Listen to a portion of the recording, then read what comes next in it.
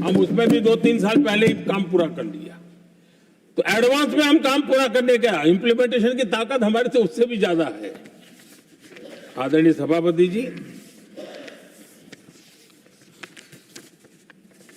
भाजपा हो, एनडीए हो, हमारा अप्रोच, चीजों की तरफ देखने का हमारा दृष्टिकोण, समस्या के समाधान के लिए हमारी सोच और कांग्रेस के बीच में आसमान जमीन का अंतर है, बहुत फर्क है। मैं आपको उदाहरण देता हूं। हमारी सोच ये है कि 140 करोड़ देशवासी ये इतने सामर्थ्यवान हैं कि वह चुनौतियों को समाधान दे सकते हैं। ये हमारी सोच है। हमारा भरोसा है देशवासियों पर, उनके सामर्थ्य पर हमारा भरोसा है, और यही लोकतंत्र की भी सच्ची ताकत होती है। लेकिन कांग्रेस देशवासियों को ही समस्या मानती है। अब मैं इनका इतना बोल करके छोड़ दूंगा तो आज पता नहीं रात को उनको नींद नहीं आएगी और गालियां कल कैसी दे उसका प्लानिंग चलेगा। लेकिन मैं उदाहरण के साथ बताना चाहता हूं किस प्रकार से लोग सोचते थे देशवासियों के लिए।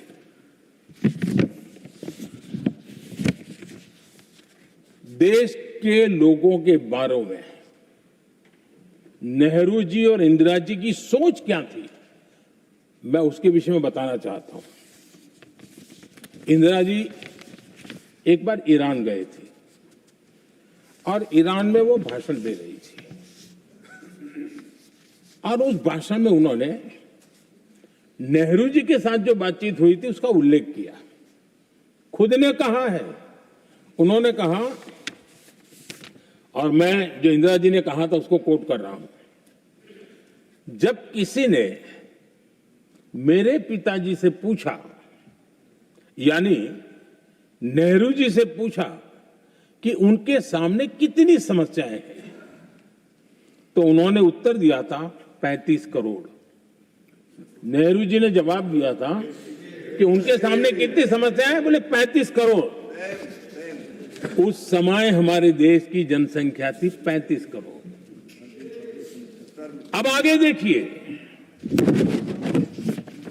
35 करोड़ देशवासी नेहरू जी को समस्या लगते थे, लेकिन उस समय कोई मुखिया हो सकता है क्या जी?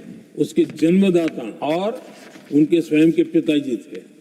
इस बात का उदाहरण देते हुए इंदिरा जी ने आगे कहा, और आज देश की जनसंख्या और इंदिरा जी ने जब कहा 57 करोड़ है, इसलिए मेरी समस्याओं की संख्या भी उतनी ही बड़ी है। यानी पिताजी को 35 करोड़ समस्या वाले देशवासी लगते थे, अब 57 करोड़ उनको समस्या। कोई ऐसा हो सकता है जो अपने ही देशवासियों को समस्या माने? ये फर्क है उनकी सोच और हमारी सोच में, ये फर्क है उनके अप्रोच और हमारे अप्रोच में।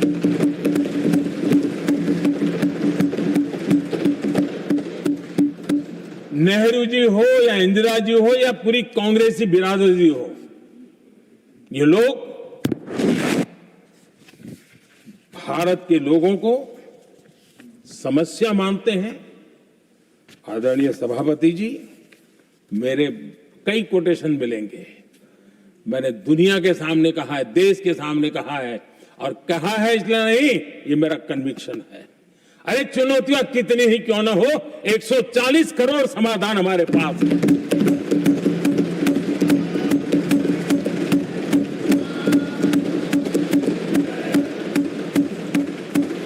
हमारे लिए देशवासी समर्थक की पूंजी है। हमारे लिए हर देशवासी भारत का उज्जवल भविष्य का नियंता है, निर्माता है, कर्ता धर्ता है। हम उसको समस्या कैसे कह सकते हैं? ऐसी सोच वाले लोग अपने परिवार का ही भला करेंगे और किसका करेंगे?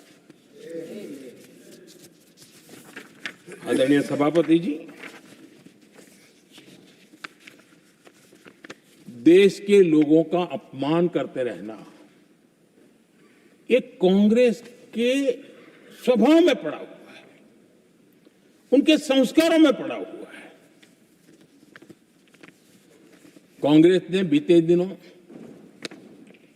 राष्ट्रपति जी का अपमान किया,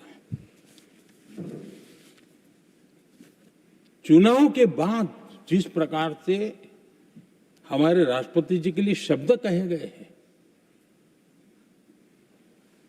शर्मिंदगी महसूस होती है कि ये कैसे लोग हैं।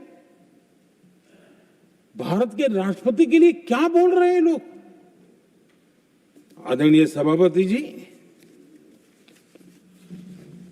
कल लोकसभा में भी राष्ट्रपति जी के अभिभाषण पर चर्चा नहीं हो पाई।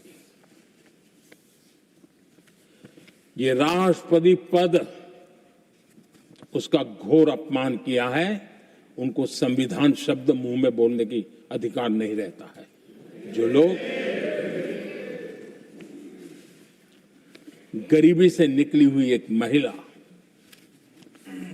आदिवासी परिवार से आई हुई एक महिला,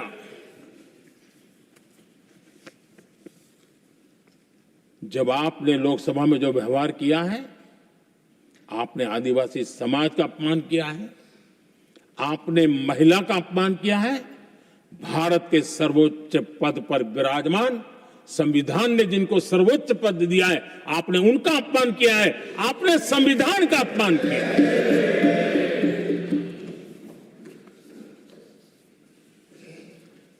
आदरणीय सभापति जी, उनको कुछ भी लगता हो,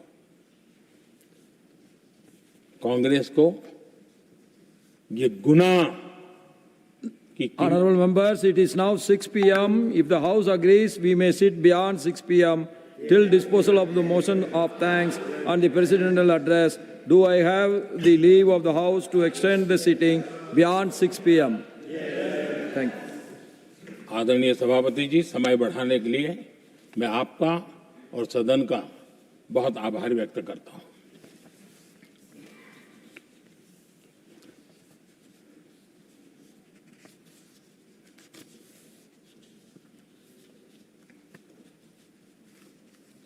आदरणीय सभापति जी, बड़ी दर्दनाक लोकसभा की घटना है और शायद हताशा, निराशा तो हम समझ सकते हैं, लेकिन इसके लिए देश के पवित्र लोकतंत्र के मंदिर को ही इस रूप में कर देना। और उस समय चेयर पर असम के ही हमारे एक माननीय सांसद बैठे थे और उस समय कागज फेंके गए, टेबल पर चढ़ दिया गया। क्या ये नॉर्थ ईस्ट का अपमान नहीं है? क्या असम के नागरिकों का अपमान नहीं है? कल फिर दोबारा किया उन्होंने और उस समय आंध्र के दलित परिवार का बेटा चेयर पर बैठा था, उसको भी अपमानित किया। यानी आपने नॉर्थ ईस्ट का अपमान, चेयर में बैठा अपमान करो। आंध्र के एक दलित परिवार का बेटा चेयर पर बैठा, उसका अपमान करो। सदन ने इनको काम दिया हुआ है, सबने मिलकर के काम दिया हुआ है, लेकिन वो दलित समाज से आते हैं, इसलिए आप अपमान करते हो।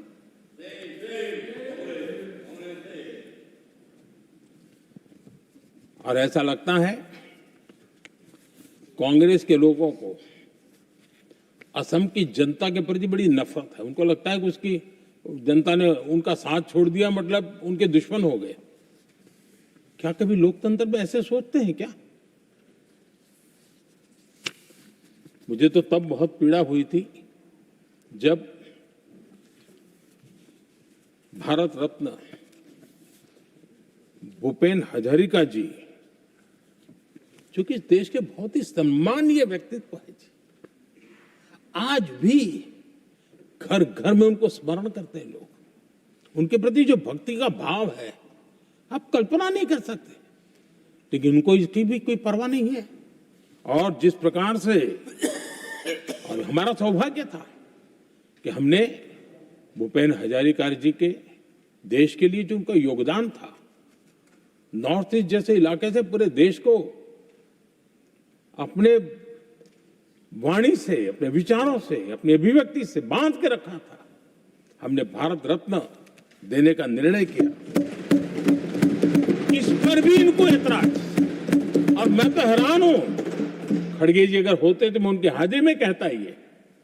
इन्होंने जिस प्रकार से बोला ना भारत रत्न के बाद, वो वीडियो पर उनका चेहरा देखेंगे ना, आपको लगा रही ये ऐसे लोग हैं, ऐसा व्यवहार करते हैं। और ये कहा, अरे ये तो सिंगर थे। मैं समझता हूं कि एक किसी का भी अपमान करने में कभी भी पीछे नहीं रहते हैं। उन्होंने भूपेन हजारिका जी को भारत रत्न दिया, उसका भी विरोध किया।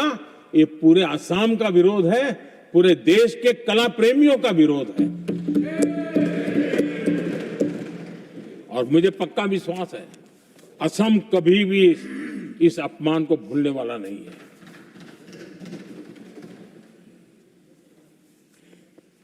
आदरणीय सभापति जी,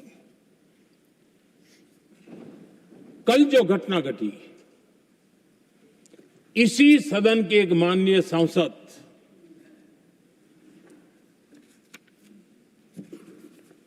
कांग्रेस के शातिर दिमाग जिनका है, ऐसे एक युवराज ने उनको गद्दार कह दिया।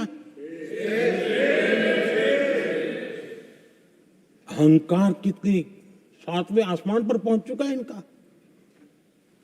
और कांग्रेस को छोड़कर के कितने ही लोग निकले हैं, कांग्रेस के कितने टुकड़े हुए हैं, कई लोग दूसरे दलों में गए हैं, लेकिन औरों को तो किसी को गद्दार नहीं कहा उन्होंने।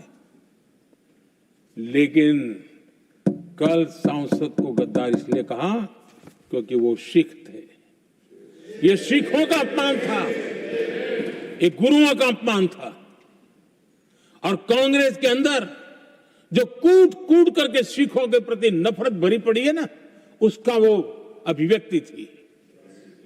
और इसी सदन के माननीय सांसद है वो, और उनको जरा भी दर्द नहीं, वरना आज खड़े होकर के कह सकते थे कि कल जो हुआ इसी सांसद की गरिमा के अनुरूप नहीं था, हमें खेद है। एक शब्द तो बोल लेते, लेकिन सिखों के प्रति उनके मन में जो नफरत भरी पड़ी है, और इसी के कारण उन्होंने कल, और जिसका परिवार देश के लिए शहादत देने वाला परिवार के वो सदस्य हैं, उन्होंने अपने राजनीतिक विचारों में परिवर्तन किया, इसलिए गद्दार हो गए। और एक गद्दार शब्द छोटा नहीं है। मेरे देशवासी को कोई गद्दार कहे, ये कैसे देश सहन करेगा? और वो भी एक सिख है इसलिए गद्दार कहना बहुत दुर्भाग्य की बात है। और ऐसे लोग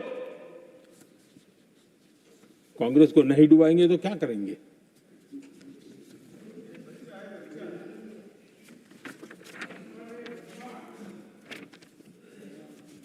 आदरणीय सभापति जी, एक तरफ ये दृश्य है और दूसरी तरफ हमारे सदानंद जी मास्टर का दृश्य है।